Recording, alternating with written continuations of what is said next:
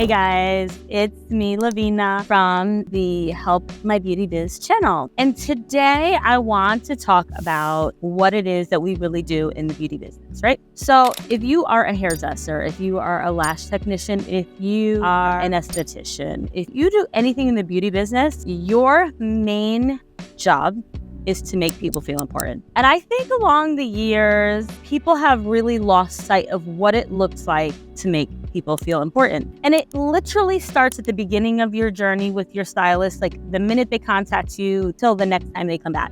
So what does that look like? Well, when somebody wants to book with you, whether it's through your website or through your DMs, how do they feel when they're going to make an appointment with you? Do they feel like you're helpful and you want them to come in and make an appointment, or do they feel like you are annoying them with their questions and their inquiries about different services that you offer and things like that, right? When somebody first contacts you, you want it to be such a pleasant experience as like precursor of what they're going to feel when they actually get to have their service done with you.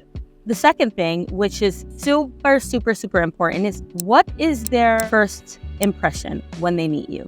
And this can be not just first impression. Second, if they've come to see you 100 times, you should be greeting your clients with a smile and a warm greeting, like you're happy that they're there. Because the truth of the matter is, and this is the truth of the matter is that these people can go anywhere. There are lots of hairstylists. There are lots of lash technicians. There are lots of eyebrow artists. And the reason they came to see you is because they want to see you. They want to spend time with you. So never take that for granted. If somebody walks into your place of business or somewhere that you work, make sure that you're greeting them, showing them that you're happy that they're there to see you. Now, I know that not everybody wants to have a full-blown conversation when they're in your chair on your table. I get that. There are some people who are there and they want to just have time to themselves because this is the only time that they get to have peace and quiet, right? I'd say in all of my years' experience that is the exception. All of the books that I've read on learning people, winning people, and having positive interactions with people teaches us that people want to talk about themselves. And of course, if you've developed a relationship with your client, they want to talk about you too. But for the most part, people want to talk about themselves. So when they're in your chair, be curious about their lives. Ask them, like, what are you doing? Do you have plans for the summer? Ask about their families. Ask about like what they do for a living. Show genuine interest because people really do want to talk about themselves. Also, if it's a long appointment, ask your client if there's anything you can do for them, if they need anything, if they need water, or maybe even a minute to like breathe because the process is taking so long. Maybe they want to walk around a little bit.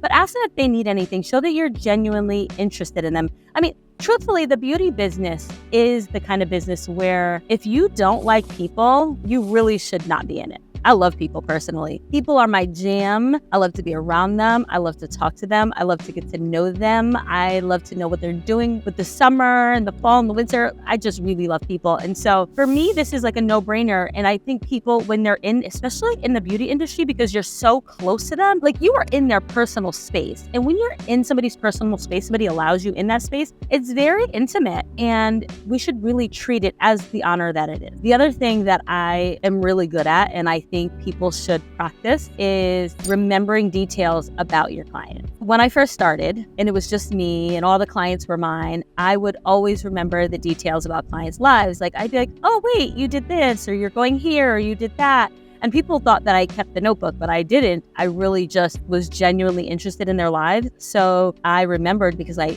find people super interesting, and you don't have to remember all the details of somebody's life, right? Because there are so many details to everybody's life, but it is really wonderful if your client comes in and you can say like, hey, how was that trip to Greece? Or how was your daughter's surgery? Any of those things that show that you were genuinely listening to them, you were present while they were there, and that you actually care. And then lastly, this is something that I talk to my team about all the time.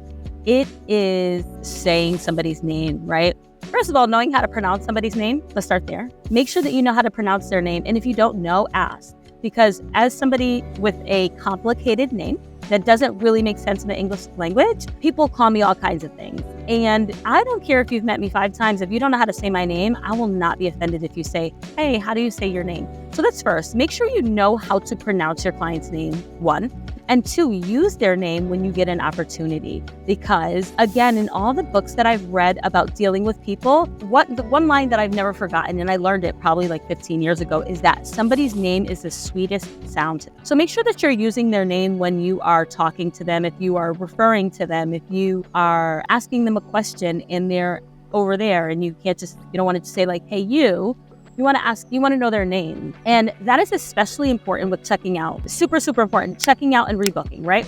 So I always use this example. Somebody just spent $150 with you. You check them out like, hey, so-and-so, it's Susie. Susie, okay, you had a haircut today. That haircut, that's $150. They say, okay, they pay you, they tip. You take your point of sale system back, and then they say, oh, I'd like to rebook in 3 months. And so the last thing somebody wants to hear you say is, what's your name again? Because it goes in direct opposition to what I said in the beginning of this video, and that is make your client feel important. If I have been in your place of business for any amount of time, and then I just spent $150 plus tip, and then you ask me my name, it is so offensive and it makes me feel so unimportant, even though I felt important the whole visit. So those are just some of the important things that I've learned along the last 15, 16 years about how to make a client feel important. And if you have any suggestions on how you feel important or how you make a client feel important, I'd love to hear them down in the comment section. So until next time, thank you for watching, and I will see you on the next video.